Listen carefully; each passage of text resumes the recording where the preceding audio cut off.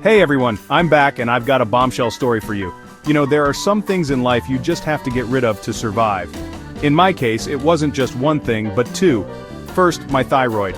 Yep, I had surgery. They took out the culprit behind my hormonal imbalances. But do you know what else I got rid of at the same time? When they took out my thyroid, I also got rid of my stupid exes. You heard that right. They were like pests in my life, messing up my system, causing more pain than my goiter. I got rid of them, threw them in the trash bin of the past and cemented them so they could never come back. And what did I get in return? What's the cure for a heart wounded and shattered by people you thought were only for you? They even had the nerve to ask questions, those shameless people. My ex who cheated, I have a third party, can you believe the nerve? And then the other one, my ex who was a jerk. Why are you growing your hair long? Why was I growing my hair long, they asked. They were the ones growing a long list of their foolishness. But I didn't give up. I didn't mope in a corner. I looked them in the eye and bravely declared my new truth. My answer, I'm polygamous now. I have 1,000 partners. Yes, 1,000.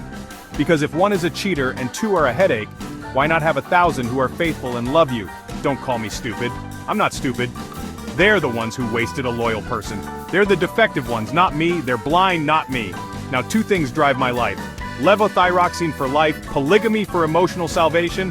One is for the body, the other is for the soul. One is medicine, the other is a cure. So to everyone asking, where are my exes? The answer is simple. Exes, they're in the cemetery now. Polygamy, life is here. So my friends, join me on this journey and I'll show you 100 reasons why polygamy saved my life. Every day when I wake up I have a ritual.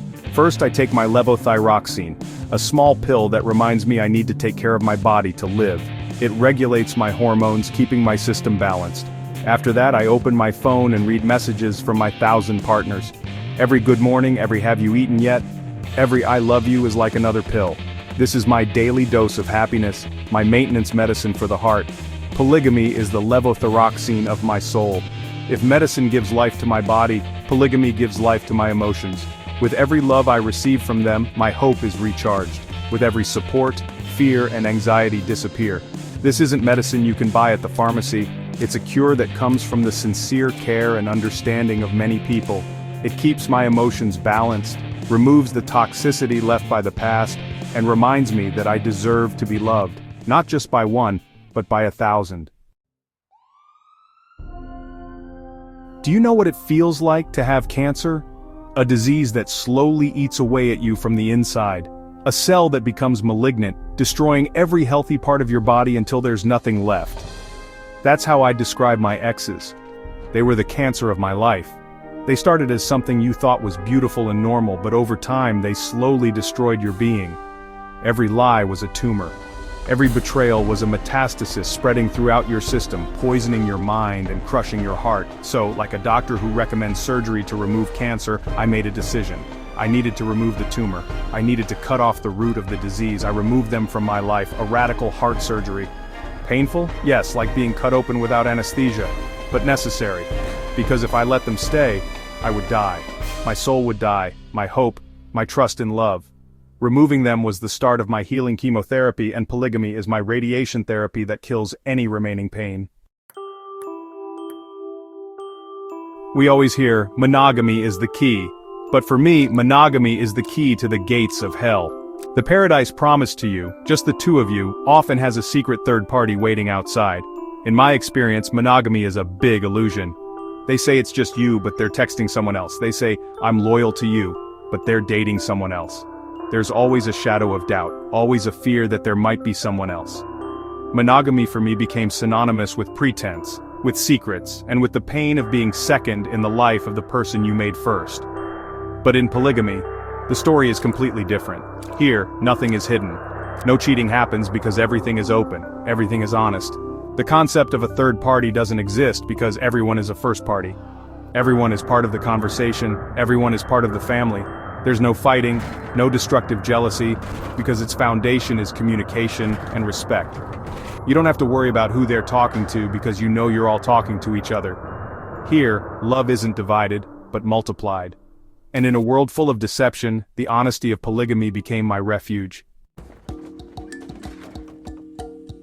We were taught that loyalty is staying with one person. But what if that one person isn't loyal to you? My experience with monogamy and bigamy is a long list of betrayals. You gave everything, your time, your trust, your whole being, only to find out that all of it was disregarded. The loyalty you gave was met with deception, your faithfulness was trampled upon. In that system, loyalty was a one-way street. You were the only one following the rules while they freely broke them. Betrayal became the air they breathed, and I was drowning. This is where I discovered the true meaning of loyalty in polygamy. Loyalty here isn't about being exclusive to one person, it's about being true to the agreement, to being true to all the people you're in a relationship with. The investment here is your word, your commitment to each other. Loyalty in polygamy is ensuring that no one is left behind, that no one is hurt, that everyone is cared for. It's a collective loyalty, a combined faithfulness that's stronger than any single one. Here, loyalty isn't demanded, it's given willingly by everyone for everyone. Imagine being locked in a cell. The name of the cell is monogamy. It starts out nice with promises of security and togetherness. But as time goes on, the bars get thicker. Every move you make is watched. Every friend you have is a source of jealousy.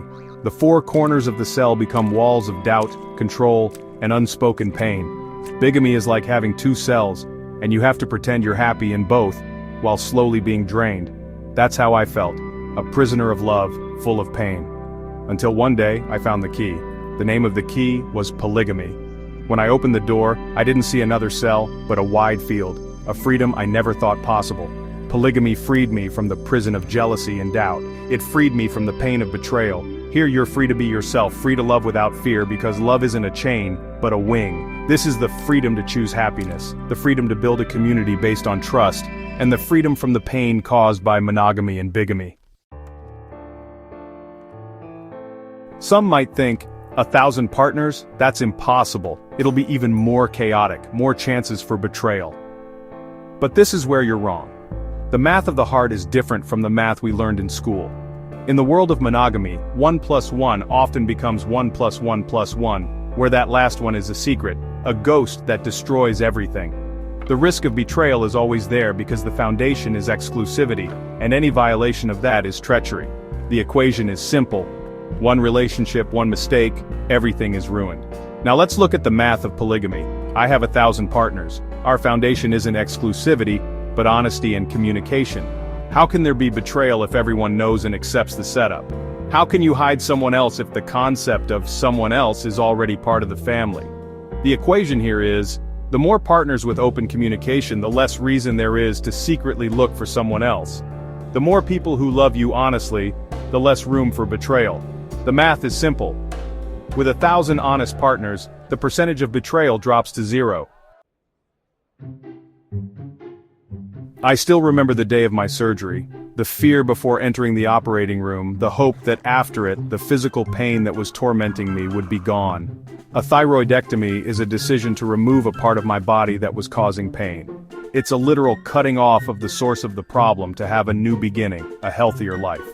After the surgery, even with a scar, I felt lighter. I felt a huge burden lifted from my life.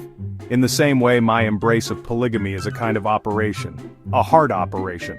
My past relationships, monogamy and bigamy, were my love sickness. They were the tumor that was slowly killing my ability to love and trust.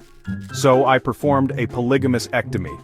I removed the entire system of deception and lies. I cut off the connection to the pain of the past. Yes, it left a scar, a reminder of what I'd been through. But because of polygamy, just like the thyroidectomy, the pain was removed and I was given the chance to live again, with a healthy and free heart. I have a place in my mind I call the cemetery of the past. Here lie all the pain, all the sorrow, and all the people who caused it. On the biggest tombstone, the names of my exes are carved. The ex-monogamous who promised it was just me, but had others. The ex-bigamous who made a fool of me. Each of them, a ghost that once disturbed my life. Now they are just memories buried deep in the ground where they can no longer hurt me. That cemetery is a reminder of death, the death of trust, the death of love. But outside the walls of that cemetery there's a garden full of life. And that garden is polygamy. Here there are no tombstones, no ghosts. What's here are flowers blooming all at once, 1,000 flowers of love, understanding, and faithfulness. Here the air doesn't smell of earth and decaying memories but of hope and new beginnings. Polygamy became my life. It's the light after the darkness, the laughter after the tears. While my exes rest peacefully in the cemetery of the past, I am happily living in the garden of my present. The cycle of monogamy for me was like a broken record. Beginning, sweet, middle, messy, end painful breakup. It just kept repeating. You'd look for someone new, you'd hope that this time it's different, but in the end, it would always lead to the same outcome. An endless series of hellos and goodbyes, of building up and tearing down. Every breakup was another wound to the heart, another scar that hardened your feelings. Monogamy wasn't a cure. It was a temporary band-aid on a deep wound, always falling off and leaving you bleeding and alone. When polygamy came, the cycle ended. It became the permanent cure for a heart tired of being hurt. Why?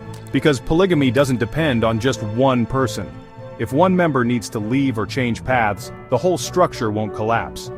The foundation is strong because it's built by many. It's a system designed for stability, not for destruction. I'm no longer afraid of breakups because my relationship is no longer a line that can be easily cut, but a net that connects and supports each other. This is the permanent cure I've been looking for. Of all the pain I endured, the most painful word I heard was stupid. I was called stupid because I trusted. Stupid because I loved completely. Stupid because I believed in promises. For a long time I believed that. I thought maybe I was the problem. Maybe I was stupid. I carried the weight of that word until I was almost crushed. But one day, as I looked at myself in the mirror, tired and broken, something changed. I saw the truth. I wasn't stupid. They were the ones who made a mistake by leaving me. They were the stupid ones. They were stupid because they wasted someone who was willing to give everything. They were stupid because they traded gold for trash. They were stupid because they didn't see the value of a loyal heart. And polygamy, this became my answer in life. This is my declaration of intelligence. I chose a system where loyalty is valued, where love is multiplied, and where I will never be called stupid again. This is my comeback, my victory. So to everyone listening now, to everyone with a wounded heart looking for a cure, listen to this. Polygamy is not a sin, it's salvation from the death of the heart. It's my rescue boat in the sea of deception. It's my oxygen mask when I could barely breathe from the pain. It's not for everyone, but for me, it's everything. It saved me from the brink of depression and destruction. So let's not judge what we don't fully understand. For me, this is the sacred cure that brought me back to life, and those past pains, those ghosts of the past, ex-monogamy and jerks, they're buried in the cemetery of the past. Let's leave them there. Let's not dig them up again. What matters is now, the life we have. Remember, levothyroxine keeps you alive. Polygamy keeps you smiling. We need both, the medicine for the body and the cure for the soul. Let's not neglect either. Take care of your health and take care of your heart. So to all of you like me who fought and found your own way to live and be happy, don't be ashamed to be a polygamous warrior, because in the end, you chose life, not death. You are the star of your story. You decide how you will rise. And to everyone preparing for a thyroidectomy, be careful with the operation and take care of your 1,000 partners.